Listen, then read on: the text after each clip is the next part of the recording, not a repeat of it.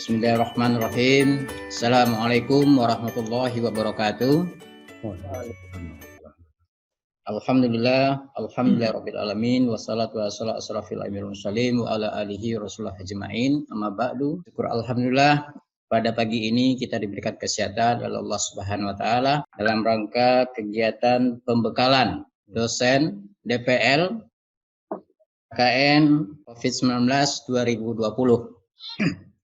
Beserta pembukaan nanti dengan mahasiswa sekaligus. Mudah-mudahan Allah memberikan kesehatan kepada kita bersama untuk kegiatan pada pagi ini. Dan tak lupa kita kirimkan salam kepada junjungan kita yakni Nabi Muhammad sallallahu alaihi wasallam. Yang kita hormati Bapak Rektor UIN Imam Bonjol Padang, Profesor Dr. Eka Putra Wirman, MA. Yang kita hormati Bapak Ibu Wakil Rektor 1, 2, 3. Sekaligus Bapak Ibu Biro UIN Imam Bonjol Padang. Selanjutnya yang kita hormati Dekan UIN Imam Bonjol Padang beserta WD1, WD2 dan 3. Selanjutnya yang kita hormati Ketua LP2M, Kepala Pengabdian Masyarakat dan Kasubag Humas yang berhadir pada pagi hari ini. Selanjutnya yang kita hormati adalah Bapak Ibu dosen pembimbing lapangan yang berjumlah 74 dosen yang insya Allah pada pagi ini akan melaksanakan pembekalan DPL serta pembukaan acara pembekalan pada pagi ini. Adapun tema kita dalam KKN pada tahun 2020 ini, upaya pencegahan penyebaran COVID-19 dan penanggulangan dampak sosial keagamaan pada masa pandemi COVID-19. Untuk agenda pertama adalah kita meminta kata sambutan dari Ketua Badan Panitia yang akan disampaikan oleh Bapak Dr. Andus Saharman. Kepada beliau kita persilakan. Alhamdulillahirabbil alamin. Wassalatu wassalamu ala asrafil anbiya'i wal mursalin wa ala alihi wa ashabihi ajma'in. Asyhadu an la ilaha illallah wa asyhadu anna Muhammadan abduhu wa rasuluh sallallahu alaihi wasallam la nabiyya ba'dah. Yang sama kita hormati Bapak Rektor dan Bapak dan Ibu Wakil Rektor, kemudian Bapak Kepala Biro dan Ibu Kepala Biro, Bapak Dekan, kemudian Ketua Jurusan dan Sekretaris Jurusan, kemudian Bapak-Bapak dan Ibu-Ibu dosen, pembimbing lapangan, kemudian juga mahasiswa sebagai calon peserta KKN yang hadir pada saat ini. Pertama sekali pagi ini mari kita sesama mengucapkan puji dan syukur kehadirat Allah Subhanahu wa taala karena kita di pagi hari ini telah dapat mengadakan acara pembukaan pelatihan bagi dosen pembimbing lapangan, dan besok insya Allah kita akan lanjutkan dengan pembekalan mahasiswa calon peserta KKN. Kami dari panitia KKN COVID-19 juga tidak bosan-bosannya mengucapkan terima kasih kepada panitia yang telah bekerja keras untuk berlangsungnya suksesnya dalam pelaksanaan KKN COVID-19 ini. Perlu kami laporkan kepada Bapak Rektor bahwa mahasiswa kita sekarang yang telah mendaftar sebagai mahasiswa, calon mahasiswa KKN sebanyak 2.568 orang. Jadi 2.568 orang. Kalau globalnya saja luar Sumbar berjumlah 318 orang, kemudian selebihnya berasal dari Sumatera Barat. Adapun lokasi KKN, sekarang ini paling terbanyak lokasinya di Pulau Sumatera, itu seluruh kabupaten dan kota itu terdapat mahasiswa kita yang akan ber-KKN besok ini. Kemudian ada satu kabupaten di Pulau Jawa, yaitu Bekasi, Nasa Bekasi. Itu lokasi-lokasi KKN untuk tahun ini bagi mahasiswa UIN Imam Bonjol Padang. Kemudian dosen DPL itu telah mendaftar sebanyak 74 orang yang nantinya akan membimbing ya mahasiswa di lapangan lewat online nanti. Jadi nanti dosen atau mahasiswa ada kesulitan, nanti akan dapat menghubungi dosen masing-masing. Apa kesulitan, maka dia akan meminta arahan atau bimbingan dari dosen yang bersangkutan. Kemudian untuk pelatihan mahasiswa akan diadakan mulai besok tanggal 7, ya 8, 9 dan 10 selama 4 hari. Jadi kami kelompokkan, ada kelompok 1, ya, kelompok 2, kelompok 3, kelompok 4, 5, 6, 7 dan 8 yang akan mengikuti pelatihan mulai besok dengan narasumber sebagaimana yang telah kami cantumkan di dalam WA ini. Kemudian juga nanti kami minta kepada Bapak Rektor untuk memberikan pengarahan ya dalam hal masalah KKN ini.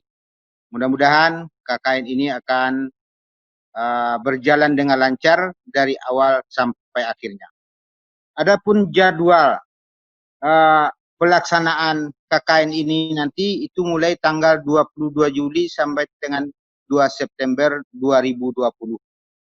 Nanti pada tanggal 2 September nanti itu mahasiswa sudah berakhir dan akan membuat laporan.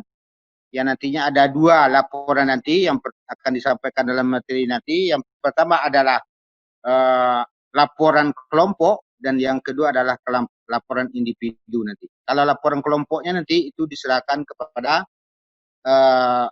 BPKKN dan laporan individunya nanti akan diserahkan kepada dosen yang bersangkutan untuk penilaian bagi mahasiswa. Barangkali itu yang dapat kami sampaikan ya dalam laporan kepada Bapak Rektor dalam pembukaan acara pembekalan ini. Banyak maaf. Wabillahi taufiq wal hidayah. Assalamualaikum warahmatullahi wabarakatuh. Baik, terima kasih pada Ketua BPKKN 2020 yang telah menyampaikan kata sambutan kepada kita bersama. Selanjutnya kita mintakan kata sambutan sekaligus pembekalan dosen DPL beserta pembekalan mahasiswa yang akan dimulai besok tanggal 7 Juli 2020. Pada Bapak Rektor UIN Imam Bonjol Padang, Profesor Dr. Eka Putrawirman MA, kita persilakan. Assalamualaikum warahmatullahi wabarakatuh. Alhamdulillahirabbil alamin. Wa bihi nasta'inu ala umuri dunya waddin. Asyhadu an la ilaha illallah wa asyhadu anna Muhammadan Rasulullah. Allahumma salli ala Muhammad wa ala ali Muhammad wa ala alihi wa ashabihi ajma'in. Amma ba'du. Terima kasih Pak Sri Fendi ya sebagai pembicara. Yang saya hormati seluruh pejabat UIN Imam Bonjol, baik di universitas maupun di fakultas. Secara khusus yang saya hormati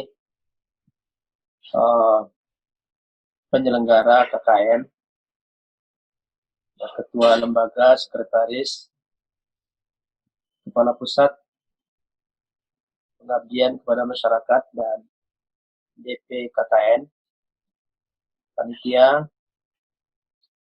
kemudian para dosen DPL, pembimbing di lapangan, dan seterusnya kepada yang berbahagia ananda kami yang akan melaksanakan KKN di berbagai provinsi, kabupaten kota di 11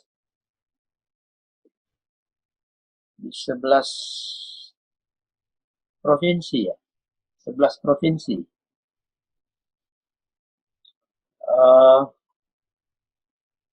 Pertama, mari kita bersyukur kepada Allah Subhanahu wa taala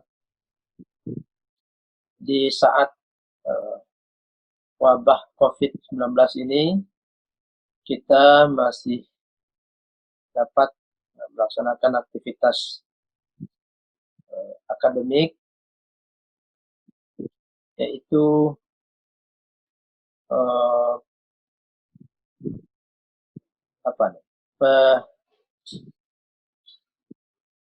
peresmian pelaksanaan KKN di era pandemi COVID-19 ini. Kita bersyukur pada pagi hari ini kita dapat melaksanakan pembukaannya. Salam dan salam kita doakan kepada Allah Subhanahu wa taala, mudah-mudahan Allah senantiasa meninggikan derajat Nabi kita, Nabi Muhammad SAW. Bapak Ibu sekalian dan para mahasiswa,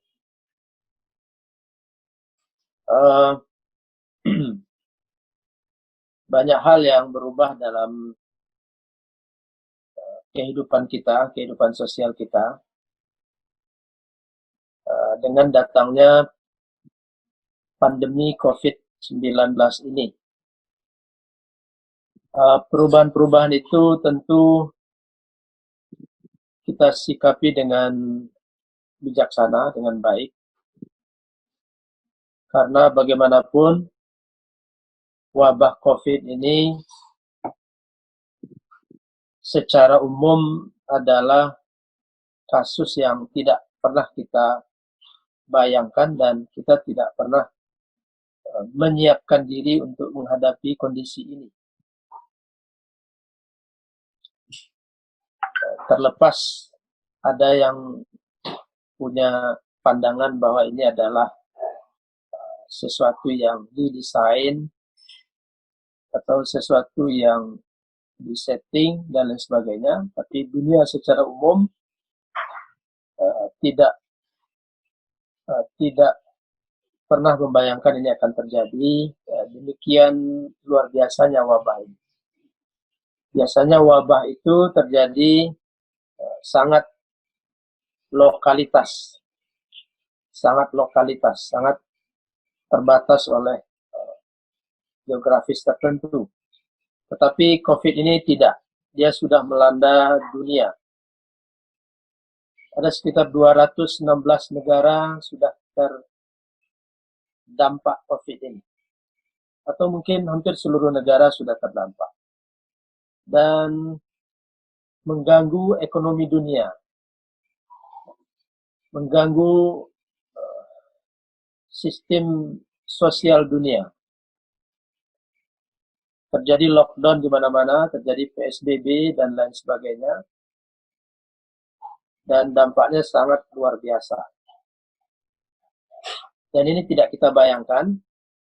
Maka kalau kita di kampus itu terdampak, itu juga adalah hal yang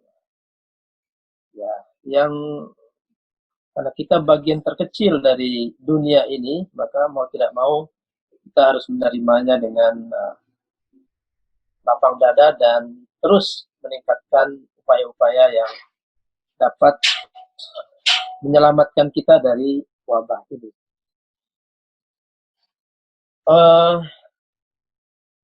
Sumatera Barat termasuk, khusus Sumatera Barat termasuk daerah dengan kasus positif yang terendah. Sumatera Barat termasuk yang sangat rendah dari seluruh provinsi di Indonesia. Ada rilis dari gugus tugas Sumatera Barat, kita yang paling rendah se-Indonesia. Itu adalah upaya dari tim gugus tugas COVID-19 Sumatera Barat di bawah pimpinan tentu Bapak Gubernur dan Wakil Gubernur, dan leading sektornya Dinas Kesehatan dan juga laboratorium milik Rumah Sakit Andalas yang bekerja sangat cekatan, bisa memeriksa sampel itu sebanyak 2000-an dalam satu hari, sesuatu yang belum bisa dilakukan oleh labor manapun di Indonesia. Jadi Sumbar termasuk yang sedikit, tetapi meskipun begitu, angka penderita positif COVID ini di Sumatera Barat juga fluktuatif. Saya mencatat seminggu yang lalu itu ada sekitar 710 atau 705 yang positif, tapi kemudian terus merangkak sampai hari Kamis kemarin, tanggal 2 ya. Tanggal 2 Juli itu ada sekitar 750 yang positif. Hari Kamis 750. Lalu hari Jumatnya bertambah 10 yang positif. Dan yang terbesar masih Kota Padang. Dari yang 10 itu 8 dari Kota Padang, 2 dari Bukit Tinggi. Sabtu kemarin bertambah 3 yang positif lagi. Lalu hari Minggu, yang terakhir datanya, bertambah 13 lagi yang positif. Dan itu sebagian besarnya di Kota Padang. Jadi fluktuasinya belum menggembirakan untuk Sumatera Barat, meskipun yang terkecil se-Indonesia, tetapi terus meningkat. Secara teori, satu yang positif itu dapat memberikan dampak kepada 4 orang lainnya. Begitu setiap satu orang secara teorinya dapat mempengaruhi atau menularkan kepada 4 orang lainnya. Oleh karena itu, tentu kita harus tetap bekerja, kerja keras agar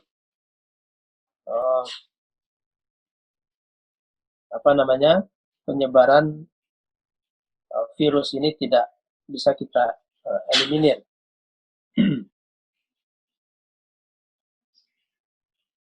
Maka pada saat sekarang ini tema KKN tematik kita itu cocok. Pertama, upaya pencegahan penyebaran. Yang kedua, penanggulangan dampak sosial. Yang pertama, pencegahan penyebaran. Yang kedua, penanggulangan dampak dari COVID ini. Bapak Ibu sekalian,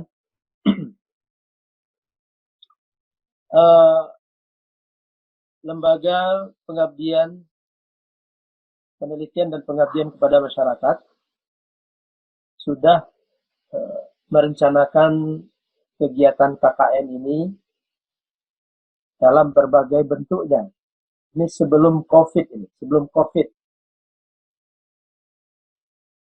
Ada namanya KKN Dunia Melayu Serumpun yang diikuti oleh mahasiswa dari PTKIN se-Sumatera dan juga beberapa perguruan tinggi di Malaysia, di Brunei, dan Singapura.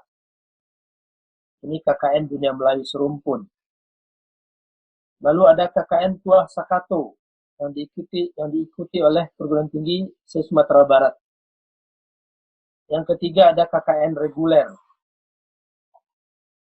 Dan sedang dijajaki KKN internasional.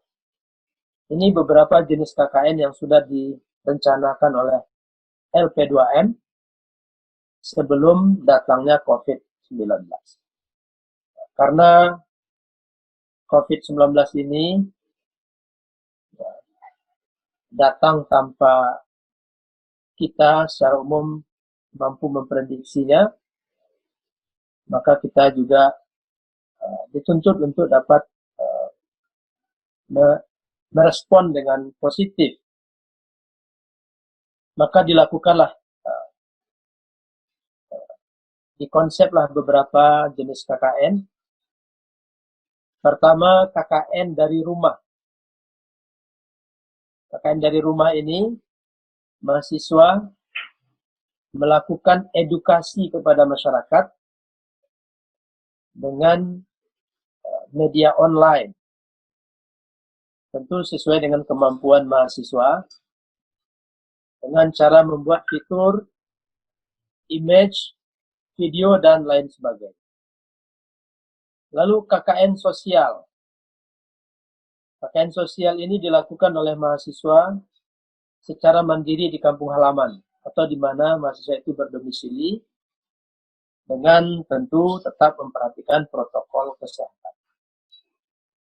Untuk KKN dari rumah, kita sudah menyediakan bagi mahasiswa paket data, kalau saya tidak keliru, ini 10 GB untuk masing-masing mahasiswa kita. Jadi mahasiswa peserta KKN ini dibekali dengan paket data 10 GB. Nanti kalau informasi saya ini kurang akurat, nanti bisa diperjelas oleh LP2M.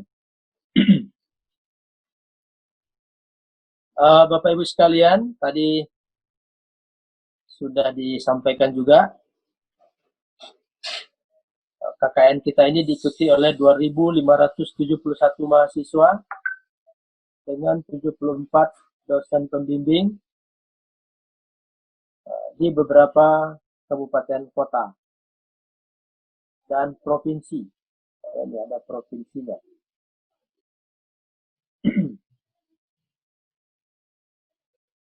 Nah, teori-teori atau cara-cara melaksanakan KKN itu nanti akan disampaikan oleh panitia.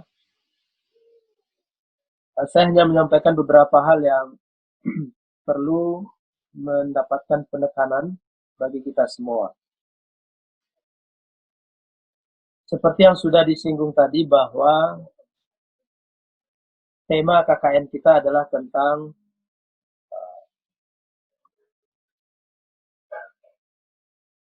pencegahan penyebaran COVID-19. Jadi, mencegah penyebaran COVID. Bagaimana caranya? Tentu kita harus tahu dulu bagaimana COVID itu menyebar. Kita harus sama persepsinya dulu tentang COVID-19. Jangan berbeda-beda persepsinya. Kita sebagai satu bangsa Indonesia, ini merespon COVID ini dengan sangat serius. Bahkan Presiden sendiri itu turun tangan untuk pencegahan penyebaran COVID ini. Para ahli, para ulama, MUI, semuanya bekerja secara simultan, secara bahu-membahu. Ada maklumat MUI, ada panduan penanggulangan COVID dan lain sebagainya. Ini menandakan bahwa coronavirus disease itu bukan sesuatu yang utopia, tidak ada. Dia adalah real dan dia adalah nyata. korbannya juga berjatuhan, sebagaimana juga penyakit-penyakit lainnya. Tetapi penyakit-penyakit yang sudah ada di dalam diri seseorang, dengan masuknya virus COVID ini, itu dapat mempercepat kematian bagi seseorang. Jadi kita serahkan itu kepada ahlinya, tapi pemahaman kita harus sama bahwa COVID-19 ini berbahaya. Terutama bagi orang-orang yang rentan, orang-orang yang sudah punya penyakit bawaan, orang-orang yang umur 40 tahun ke atas, bahkan korbannya juga ada yang 40 tahun ke bawah, ada bayi, ada remaja, ada orang dewasa, dan lain sebagainya. Tidak memandang bulu COVID ini bisa mematikan, dan lebih berbahaya lagi bagi orang-orang dengan lanjut usia. Oleh karena itu, sekali lagi, sama pemahaman kita bahwa COVID ini berbahaya. Maka tema kita pencegahan penyebaran itu harus dimulai dari pemahamannya dulu. Bagaimana dia menyebar, bagaimana dia bekerja, ini harus sama. COVID ini menyebar melalui virus yang keluar dari orang yang menderitanya. Kita tidak berbicara lagi dari binatang apa dia, tapi dari manusia ke manusia. Menyebar melalui virus yang keluar ketika seseorang batuk, ketika seseorang berbicara. Ketika seseorang berbicara, virus itu dapat keluar dari mulut kita melalui inangnya. Inangnya itu adalah air ludah kita itu. Dia dapat menyebar melalui, atau ketika kita berbicara, itu ada semburan-semburan dari mulut kita yang tidak terlihat mungkin oleh mata, tetapi dia ada. Melalui itulah virus itu menebar. Nah, berbagai informasi kita dapatkan. Misalnya dia mati, virus itu mati ketika inangnya mengering. Ada yang mengatakan sekian jam baru mati setelah dia keluar dari mulut dan seterusnya. Ini informasi-informasi tentu kita tidak ranah kita untuk memastikannya berapa jam dia kuat di luar inangnya, itu tidak di dalam kapasitas kita. Tapi kita tahu bahwa dia menyebar melalui air ludah yang keluar bersamaan dengan batuk, dengan bersin, dengan berbicara seperti ini. Begitu cara menyebarnya. Nah, kalau kita sudah tahu itu, maka antisipasinya adalah kita memakai masker untuk menghindari kita menghisap atau menghirup virus tersebut. Masing-masing harus punya kesadaran ini. Memakai masker ketika berbicara dan ketika mendengarkan orang lain berbicara. Sehingga inilah cara untuk mencegah penyebaran COVID. Lalu virus-virus yang mungkin bertebaran di mana-mana itu bisa terpegang oleh tangan kita, dan tangan kita juga memegang tempat-tempat umum lainnya, fasilitas umum lainnya, gagang pintu, meja, kursi, dan lain sebagainya. Oleh karena itu kita diminta untuk senantiasa mencuci tangan. Mencuci tangan kita sehingga apa-apa yang tersentuh oleh tangan kita itu bisa kita bersihkan. Lalu yang ketiga, protokolnya adalah kita menjaga jarak dengan lawan bicara kita. Menjaga jarak 1 meter atau 1,5 meter. Sehingga kalaupun virus itu keluar, tidak memungkinkan dia masuk ke hidung kita atau ke mulut kita. Nah, ini mengenal dulu virusnya dan kemudian mengenal cara pencegahannya. Pertama, memakai masker. Yang kedua, selalu mencuci tangan. Yang ketiga, menjaga jarak. Dan bagian dari itu agar kita tidak mengelap atau mengucek-ucek mata kita atau hidung atau mulut dengan tangan. Dikhawatirkan ada virus yang tangan kita itu. Jadi mengenal dan kemudian tahu cara pencegahan. Bapak Ibu sekalian, orang yang terinfeksi virus ini reaksinya macam-macam. Ada yang reaksinya langsung sakit, dan itu nampak dari fisiknya. Ada yang tidak nampak gejalanya. Inilah yang disebut dengan OTG, orang tanpa gejala. Dia bersemayam virus dalam tubuhnya, tapi karena imunitas tubuhnya kuat, maka dia tidak berdampak negatif pada dirinya. Tetapi pada dirinya itu ada virus. Nah, OTG ini yang berbahaya dalam penyebaran dan penularannya. Dia seakan-akan tidak positif COVID karena imunitasnya kuat. Yang paling banyak tentu orang remaja dan orang kaum muda yang imunitasnya masih kuat, tetapi kemudian dia dapat menyebarkan. Mahasiswa kita ini saya yakin imunitasnya kuat, tetapi belum tentu, sekali lagi belum tentu tidak terinfeksi atau tidak masuk ke dalam tubuhnya virus itu. Jadi bisa jadi dia sangat kuat, maka apa yang terjadi kalau dia tidak membatasi dirinya dengan memakai masker, dengan protokol itu, maka bisa jadi dia adalah pembawa virus itu kepada orang lain. Pembawa virus itu kepada orang lain, dan jika dia punya keluarga, jika dia punya teman, maka dia juga akan menyebar. Nah, ini harus diantisipasi. Jadi kita berpikir secara individual, tetapi juga kita berpikir secara sosial. Kita tidak menjadi penyebab bagi kemudaratan orang lain. Jangan sampai kita menjadi penyebab orang lain terinfeksi virus COVID-19.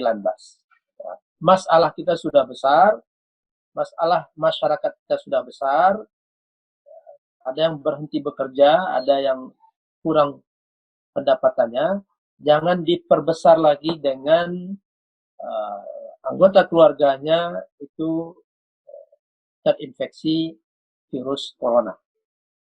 Dengan cara menyebarnya melalui kita yang tidak teridentifikasi, orang tanpa gejala. Jangan sampai itu terjadi, kita menjadi beban bagi orang lain, kita menjadi penyebab musibah bagi orang lain, yang kita sebagai penyalur dari virus itu. Jadi upaya pencegahan dan COVID-19 ini kita patuhi saja protokol kesehatan yang telah dikeluarkan oleh pejabat-pejabat atau gugus tugas yang terkait dengan itu. Lalu berikutnya adalah penanggulangan dampak sosial keagamaan. Jadi tema kita ini dampak sosial keagamaan. Ada sosialnya, ada keagamaannya. Nah, sosial ini luas sekali, ada keagamaannya.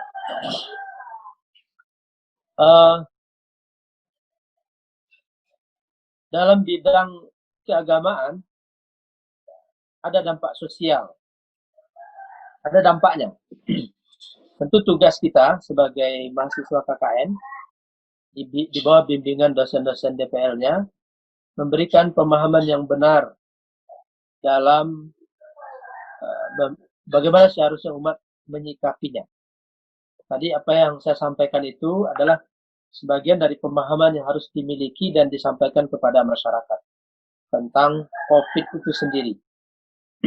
Lalu bagaimana menghadapinya? Kita sebagai umat beragama tentu sudah punya keyakinan tidak ada satupun yang terjadi di muka bumi ini kecuali atas izin Allah Subhanahu wa Ta'ala. Tidak ada satupun yang kita alami kecuali atas izin Allah Subhanahu wa Ta'ala. ini keyakinan kita, ini teologi kita.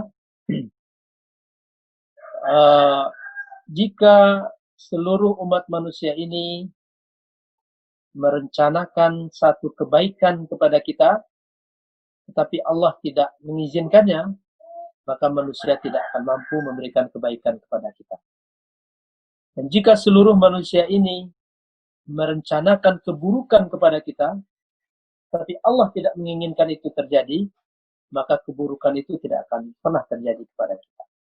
Ini keyakinan teologi kita yang harus terhujam di dalam diri kita, dan ini yang kita sampaikan kepada masyarakat. Bahwa apa yang kita alami ini ada yang terjadi secara alamiah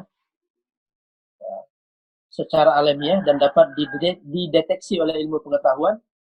Ada yang terjadi by design.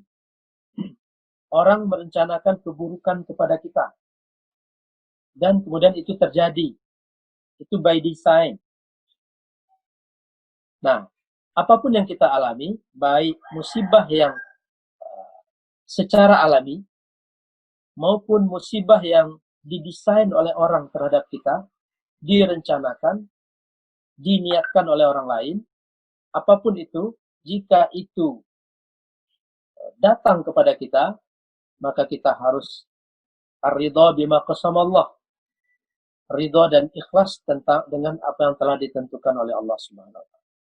Bahwa secara kehidupan sosial ada upaya-upaya hukum, itu juga tergantung kepada kita untuk melakukannya. Kita dizalimi oleh orang lain, dan kita tahu atau ada indikasi orang itu melakukan kezaliman kepada kita, dan kita punya bukti-bukti, kita dapat melakukan hukum, menempuh jalur hukum, dan itu diserahkan kepada kita.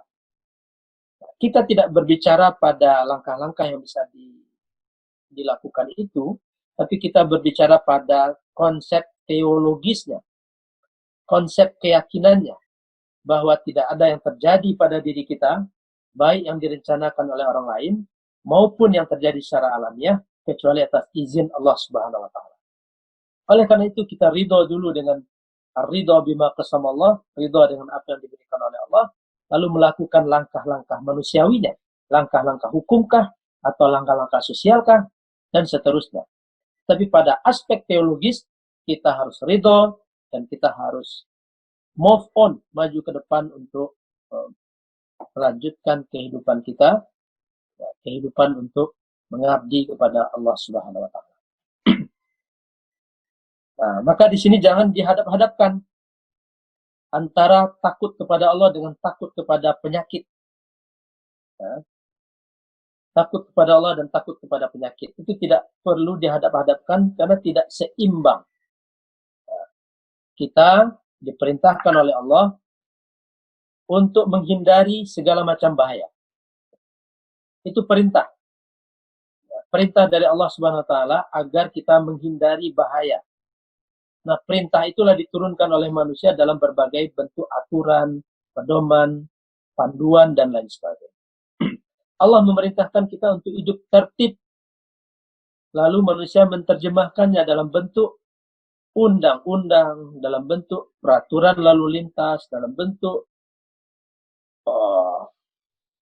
tata cara berorganisasi, organisasi dan tata laksana, ortala. Itu turunan dari perintah Allah agar kita hidup teratur. Turunan dari perintah Allah agar kita menghindari bahaya. Jadi menghindari bahaya itu wajib hukumnya. Jadi jangan sampai dibentur-benturkan. Kamu takut sama Allah atau takut sama penyakit? Pertanyaannya salah dan komparasinya salah. Umat manusia, umat Islam wajib takut kepada Allah dan wajib patuh kepada perintah. Perintah Allah adalah hindari kezaliman, hindari bencana, hindari kehancuran, wala tulqu bi aidikum ila tahlukah wa ahsinu kama ahsanallahu ilaikum. Jadi hindarilah kerusakan, hindarilah mafsadat. Kita tahu dengan Al-darurat al-khams, 5 hal yang harus dijaga, itu adalah perintah Allah. Jadi kalau ada musibah, ada bencana, kita diperintahkan untuk menghindarinya. Itu bimbingan keagamaan yang harus kita sampaikan kepada umat. Lalu ada persoalan-persoalan COVID ini berdampak kepada pelaksanaan ibadah. Selama ini kita lihat sudah mulai ibadah dilaksanakan dengan baik, tetapi tetap mengikuti protokol kesehatan. Tolong betul-betul jangan sampai masjid kita, tempat ibadah kita menjadi klaster penyebaran COVID-19. Bunyinya jelek sekali nanti, dan itu akan dipelintir oleh orang. Masjid sebagai klaster, itu kan jelek sekali bunyinya. Maka umat Islam ini memang harus kerja ekstra keras. Pertama, menghindarkan image buruk dari tempat ibadah kita, bahwa masjid bukan klaster, orang bisa beribadah dengan khusyuk, tapi juga tidak ada klaster penyebaran COVID melalui tempat-tempat ibadah kita. Jadi ibadah sholat kita ikuti protokolnya, dan itu sudah saya lihat di Kota Padang itu berjalan. Tinggal ini disosialisasikan di tempat kita. Kemudian memberi pemahaman tentang kehidupan normal baru. Ya, saya tidak terlalu mendalami bagaimana tentang kehidupan normal baru, tetapi sesungguhnya poin sederhananya adalah kita lebih berhati-hati, senantiasa melakukan kegiatan yang tadi, upaya pencegahan penyebaran COVID ini dengan memakai masker, sering mencuci tangan, menjaga jarak, dan seterusnya. Itu bagian dari kehidupan normal baru yang kita hadapi. Termasuk misalnya nanti sistem perkuliahan kita secara daring, itu juga bagian dari normal baru. Lalu KKN kita juga seperti ini. Kemudian di bidang keagamaan, membantu pendidikan keagamaan seperti pendidikan Al-Quran.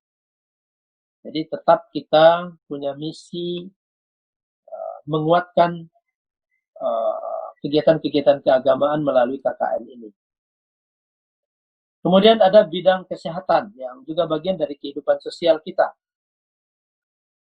Mahasiswa KKN harus siap membantu tim Satgas COVID-19 UIN, dan juga tim Satgas COVID yang ada di nagari, di desa, di kelurahan, di mana kita berdomisili, atau di mana mahasiswa melakukan KKN-nya untuk mencegah pandemi ini. Kita juga bisa membantu tim Satgas ini mendistribusikan alat-alat pencegahan COVID dari berbagai pihak. Distribusi masker, distribusi disinfektan, dan lain sebagainya. Pokoknya membantu tugas Satgas COVID yang ada di mana kita berada, di mana mahasiswa berada dan melaksanakan KKN. Kemudian juga membantu pemahaman peningkatan gizi dan ketahanan pangan warga terdampak. Ini bahasanya keren sekali, tetapi intinya adalah bagaimana terus menyampaikan kepada masyarakat kita untuk memprioritaskan makanan yang bergizi daripada hal-hal lain yang kontributif. Hari ini di pasar-pasar kita lihat orang berbelanja juga tidak kalah ramainya. Nah, ini kita sampaikan agar memperhatikan gizi. Jangan hanya karbohidratnya yang banyak. Karbohidrat itu dibutuhkan oleh tubuh kita, tapi bila berlebihan dia akan tersimpan dalam bentuk lemak-lemak, dan itu berbahaya bagi kesehatan kita yang lainnya. Karena ekonomi kita terdampak, oleh karena itu prioritas dalam membeli makanan atau mengkonsumsi makanan itu perlu kita sampaikan kepada warga kita yang terdampak COVID ini. Kemudian bantuan kita, penanggulangan kita dalam bidang sosial budaya, kita juga dituntut untuk dapat menghidupkan kearifan lokal yang sekali lagi semua berada dalam koridor penanggulangan COVID-19 ini.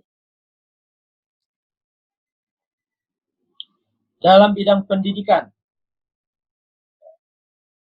mahasiswa agar membantu siswa-siswa sekolah yang hari ini sebagian besarnya adalah sekolah daring. Memang daring itu dalam jaringan, tapi tetap juga kita dapat memberikan bantuan secara offline, jika itu memungkinkan. Bapak Ibu sekalian, para mahasiswa, belajar online itu tentu ada kelebihan, ada kekurangannya. Dan kita menutupi kekurangan-kekurangan yang bisa kita lakukan kepada masyarakat kita. Lalu ada posko-posko edukasi, posko konseling, terapi psikologi, dan lain sebagainya. Ini juga bisa dilakukan oleh mahasiswa. Terapi psikologi, ini mungkin keren juga. Hanya orang-orang yang bergelut di bidang psikologi yang bisa melakukannya. Tetapi, tanpa kita sadari, kita ini adalah psikiater. Dalam tanda petik ya. Bisa melakukan psikoedukasi. Karena kita belajar agama, belajar akhlak, belajar ilmu-ilmu yang berkaitan dengan itu. Belajar muamalah, belajar akhlakul karimah. Ini bisa kita edukasi masyarakat kita melalui pendekatan psikologis ini. Pertama, kita memberikan pemahaman pada ranah kognitifnya, lalu juga kita bisa memberikan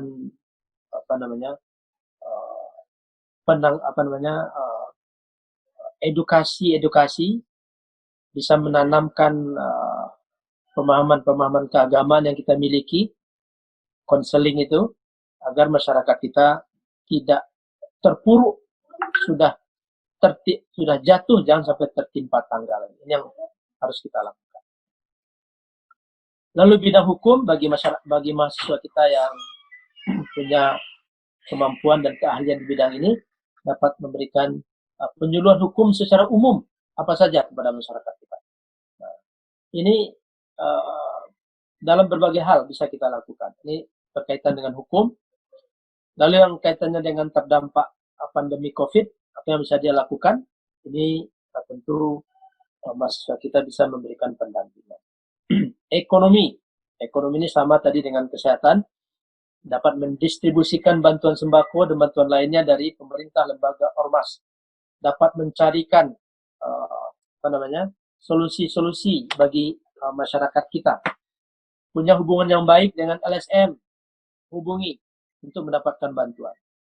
Punya hubungan baik dengan pemerintah, lakukan itu. Dan saya yakin mahasiswa kita punya relasi-relasi dengan pemerintah, dengan lembaga, ataupun dengan ormas. Lalu bagi yang punya kemampuan untuk menggairahkan usaha menengah dan kecil masyarakat, itu juga dapat dilakukan.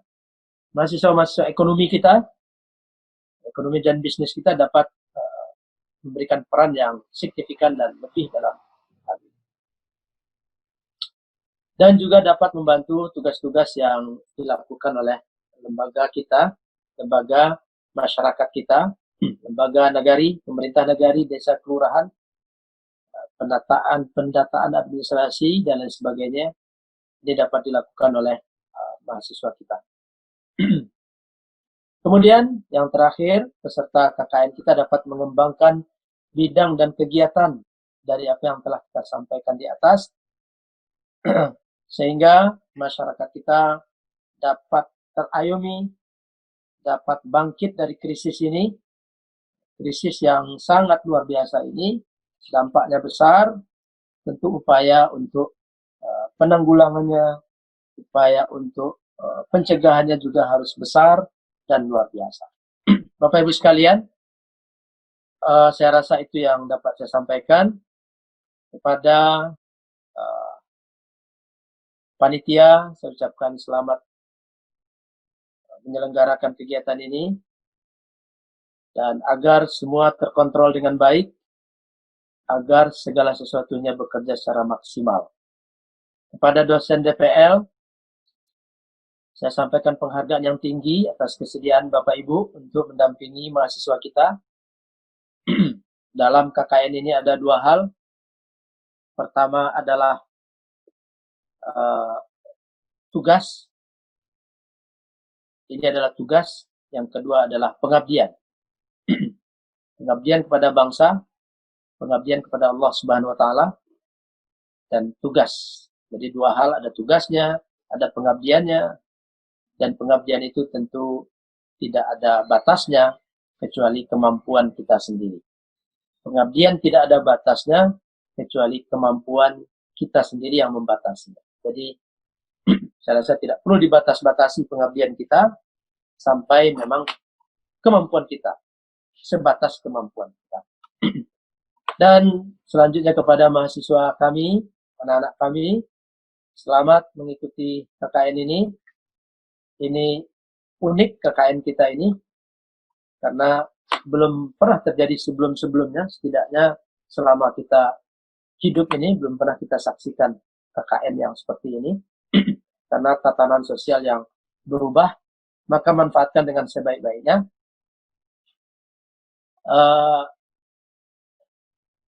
Lakukan dengan penuh dedikasi, penuh kejujuran.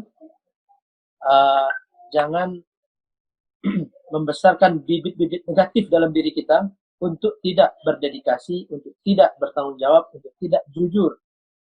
Ya. Di dalam diri kita ini, di dalam fisik kita ini ada virus-virus buruk, ada virus-virus positif. Di dalam batin kita juga ada potensi kebaikan dan potensi keburukan. Secara fisik kita ada potensi baik, ada potensi buruk. Secara batin ada potensi baik, ada potensi buruk. Maka saya menganjurkan kepada kita semua, pada mahasiswa, untuk hanya mengembangkan potensi positif dan meminimalisir potensi negatif yang ada dalam diri kita. Ketidakjujuran, dedikasi yang melemah, pengabdian yang kecil, dihindari, dieliminir, tetapi potensi positiflah yang dikembangkan. Jadi orang baik, jadi orang berguna, menjadi orang bermanfaat, menjadi orang menyelesaikan solusi orang lain, menjadi orang yang berguna bagi orang lain. Potensi ini saja yang dikembangkan. Yang negatif-negatif direduksi sedemikian rupa. Menyusahkan orang, menghambat orang, membenci orang, menghina orang, dan lain sebagainya. Itu adalah potensi-potensi negatif yang tidak bisa kita hilangkan dalam diri kita, tetapi dia bisa dieliminir, dia bisa dikerangkeng, dia bisa kita kuasai, sehingga hanya potensi-potensi positif saja yang berkembang di dalam diri kita. Ini saja, mudah-mudahan kita mampu tetap dalam rel misi kita. Misi kita sebagai manusia adalah orang yang mengabdi kepada Allah Subhanahu wa Ta'ala dan berbuat baik kepada manusia. Alladzina amanu wa amilus shalihat. Alladzina amanu wa amilus shalihat. Berkeyakinan yang baik, beribadah yang baik, dan wa amilus shalihat. Itu saja kerja kita di muka bumi ini. Jangan dikembangkan hal-hal negatif yang ada dalam diri kita, karena yang akan rugi adalah kita sendiri.